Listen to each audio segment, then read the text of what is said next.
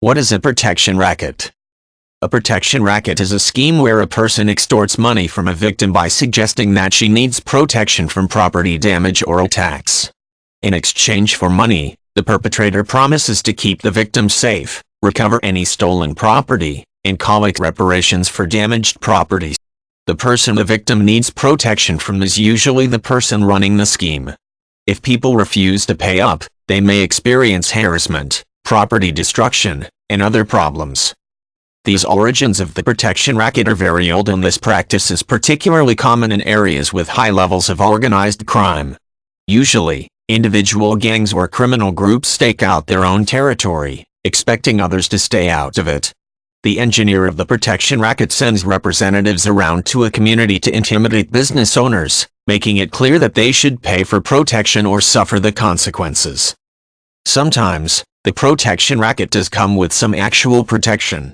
Members of criminal organizations are usually familiar with other groups, and if someone who is paying protection experiences a robbery or another problem, a representative may investigate and resolve the situation. Usually, this occurs in settings where people want to reinforce their claim to specific territory and do not like other criminal organizations moving in on their area.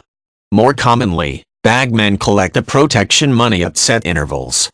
In exchange for payments, members of the criminal organization leave the victim alone, but do not move to defend the victim against rival criminals. Victims of a protection racket can be in an uncomfortable position. If they do not make the payments, they may be harassed out of business. They may not be able to approach law enforcement because they fear retaliation. Sometimes, law enforcement officers are affiliated with criminal organizations, and in other cases they may be powerless to take action to prevent retaliation if a business owner wants to report the extortion and stay in the same area. Organized crime units investigate activities like protection rackets, as they often reflect a larger trend within a given area. Their work can take months or years as they attempt to map out the entire structure of the organization so they can go after the head, rather than just taking down small players.